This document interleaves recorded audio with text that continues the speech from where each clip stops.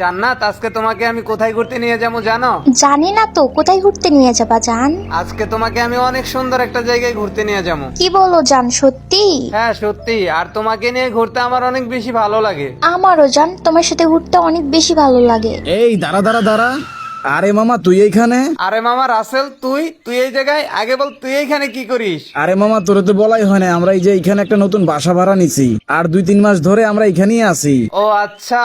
তা মামা এই বাইকে বসে রয়েছে এই মেয়েটাকে? এইদিকে আসার সময় দেখলাম রাস্তার পাশে এই মেয়েটা পড়েছিল, তাই নিয়ে আসলাম।